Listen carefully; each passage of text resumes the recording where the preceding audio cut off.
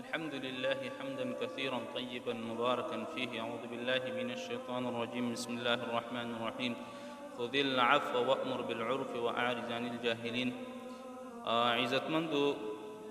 دا جنید خان په نوم باندې یو یوټیوبر دی چې هغه په شیخ صاحب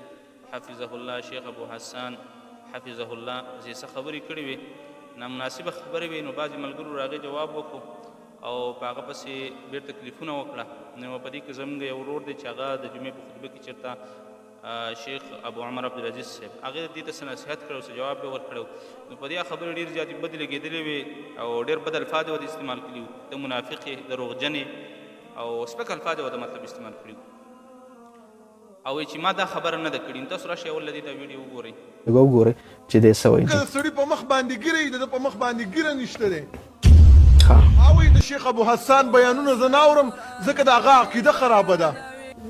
دا وګورئ جي، تاسو چېرته داسې اورېدلي زما د خولې نه څومره ویډیوګانې ما جوړې کړي، تاسو اورېدلي چې ما داسې ویلي چې د شیخ ابو حسن صاحب عقیده خرابه ده. دا دومره غټ الزام سره د ګیري، دومره غټ دروغجن انسان سره د ګیري ما په دې ټول ژوند کې نه ده لیدلی. دا وایي چې دا خبره ما نه ده کړې، دې کوم چې دغه دا خبره ما په ویډیو کې مې وسه پورې نه ده کړې چې یاره شیخ ابو حسن پسې مطلب خبر نه ده کړې سپکه. تاسو راشئ دې دا اوس دا خبرې واورئ چې دا دې کړلي که نه دي کړي. مفتی دا حسان سواتی څوک دی؟ دی خو یقین وکړئ که د چېرته ما چېرته یو بیان هم اورېدلي او نه یې زه فالو کوم، ځکه زموږ د فالو کولو ډېر پښتانه علما کرام دي چې هغه بلکل عقیدې هم ټیک دي او بلکل خلکو له ښه سیده لار ښایي. او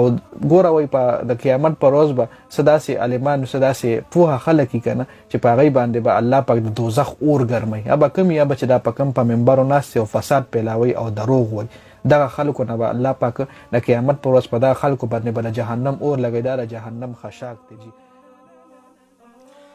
نو دیم دغه خبره کوي چې که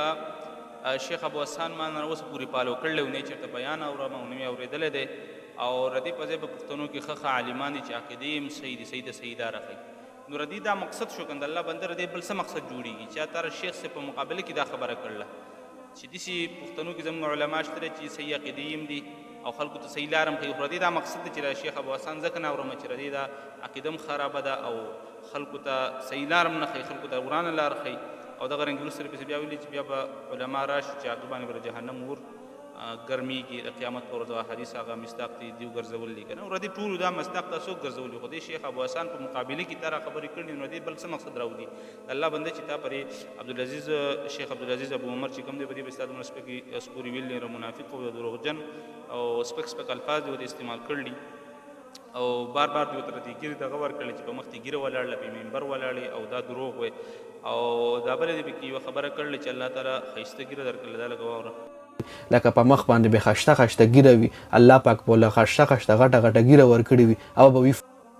نو الله سبحانه وتعالی تعالی هم ښایسته ښایسته ګیره درکړله، ستا په مخې بار بار دا ښایسته ګیره راښځي، یوازې ډېره نه ده ورکړي. خو دا ښایسته ښایسته ګیره ته مهرباني وکړه پرې خپل مخې لکه پرېږده چې دا ښایسته ښایسته ګیره ستا هم شي لکه څنګه چې ردې ده.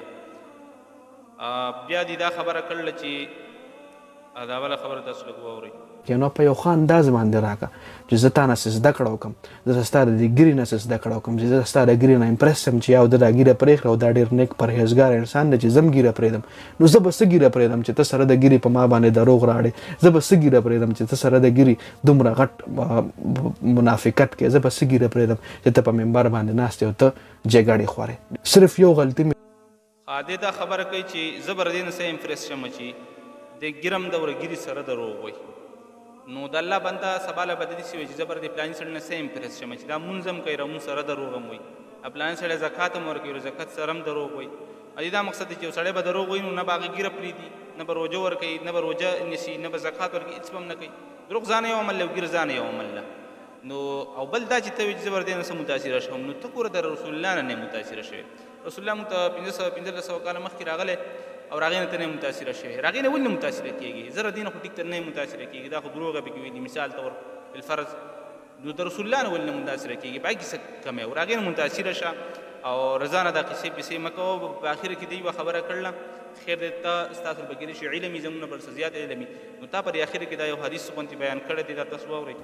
موږ خوږ نبی حضرت محمد صلی الله علیه و وسلم یو ورځ روټۍ له ناستو داسې په لاره باندې یو ډمه تېرېده نو ډمې پې لکه هسې د هغه دپاره تنزیان داسې کې وي چې یوازې ځان ځله ناست روټۍ خوري. زموږ خوږ نبي حضرت محمد صلی الله علیه و وسلم هغه ډمه ځان سره روټۍ له کېنولې ده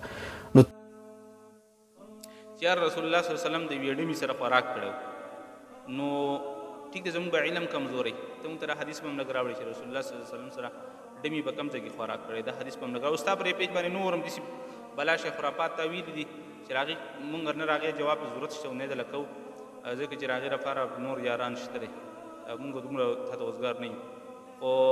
خیر د یوې خبرې حواله ته راوړه چې را کوم ځای چې کومې نبي صلی الله علیه وسلم فرمایي چې چا په ما باندې دروغ جوړ کړه پته ورته نه چې دا دروغ دي که رښتیا دي او دا یې وایي زمانه چې رسول الله داسې ویل دي په رسول الله داسې چل کړی نو دا وایي غټ دروغجن دی. نو ته خیر دی دا خبره مونږ راوړه حواله یې راوړه که چېرته دا خبره صحیح کړې وه حدیث کې راغلي وه صحیح حدیث کې راغلي وه نو صحیح دی که صحیح حدیث کې نه وه راغلي نو بیا دین هم توبه وباسو باقي لپاره بیا چې دین مه خوروه چې کوم خبرې ته معلومات نه وي تر ځان نه دین خورئ ځانه بیا دین مه جوړوه او که چېرته دا خبر حدیث کې راغلي نو ټیک ته زموږ په علم کې هم اضافه وشي. آخر کې ته دا نصیحت کوم چې دی شیخ صاحب نه معافي وغواړه دا کم ملګري چې زړه دې وله ازار کړی دی ردې نه معافي وغواړه او په معافۍ الله سبحانه وتعالی خوشحالېږي په دې باندې نه ستا فالورز کمیږي ته چې معافي ونه غواړې څومره په ضد کې راځي هغومره ستا فالورز یاد وساته نور هم کمیږي. فالورز او پیسو دپاره د پیج دپاره د چینل دپاره دا چا پسې دا علما په خپله ښه پوهېږي عالم بر عالم جواب کوي تا په خپل پوج باندې لیکلي چې زما د طرف نه شیخ صاحب ته جواب سره د دلیل نه ثابت دی که نه نو د الله بنده لکه تر ځان اوس د شیخ صاحب څه سمې علما سره سم کوي کم چې پیجونه چلی کم کسان دغه دي دا یوټیوبران دي یا د فیسبوک پیج چلی نو هغو دې راغولي یو بله جوابونه ورکوي ستا اوس څه کار دی چې ته عالم نه د جواب ورکوې هغه عبدالله مولي صاحب به بېرته دې ورکړی بل چا دې ورکړی بل چا دې ورکړی وی اول که تا سره خامخا علم وي نو بیا دلیل راوړه یاره دا پلاني حدیث کې دا خبر راغله چې خالد بن ولید عنه داسې دا واقع شوي وه که نه بیا یې حدیث کې راوړه نو خیر دی عالم څه یوازې ضرورت نه چې عالم ته راوړه خو چې صحیح حدیث وي تا ته معلوم وي حدیث دا خو څه دلیل نه دی چې پلاني مولایي شوي دا دلیل شو. هذا وما علينا إلا البلاغ.